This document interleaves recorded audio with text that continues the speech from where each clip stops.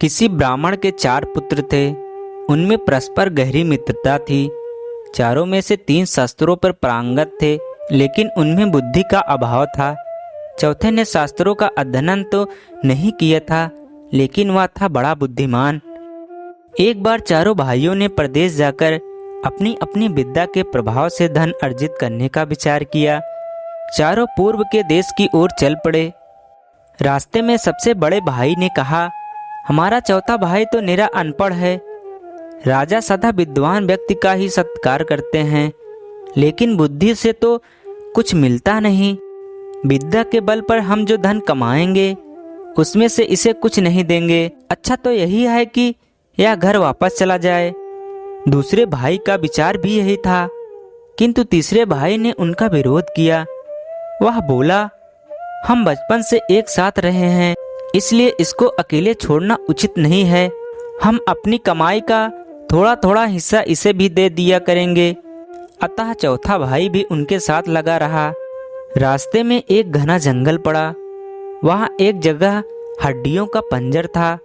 उसे देखकर उन्होंने अपनी अपनी विद्या की परीक्षा लेने का निश्चय किया। उनमें से एक ने हड्डियों को सही ढंग से एक स्थान पर एकत्रित कर दिया। वास्तव में ये हड्डियां एक मरे हुए शेर की थी।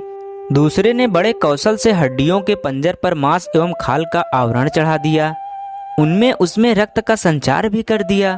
तीसरा उसमें प्राण डालकर उसे जीवित करने ही वाला था कि चौथे भाई ने उसको रोकते हुए कहा, तुमने अपनी विद्या से यदि इसे जीवित कर दिया तो यह हम सभी को जान से मार देगा।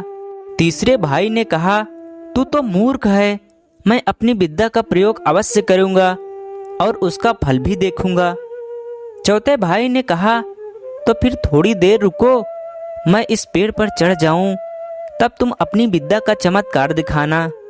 यह कहकर चौथा भाई पेड़ पर चढ़ गया। तीसरे भाई ने अपनी विद्या के बल पर जैसे ही शेर में प्राणों का संचार किया, शेर तड़प कर उठा और उन पर टूट पड़ा। उसने पलक झपकते ही तीनों अभिमानी व्यक्तियों को मार डाला और गरजता हुआ चला गया। उसके दूर चले जाने पर चौथा भाई पेड़ से उतरकर रोता हुआ घर लौट आया।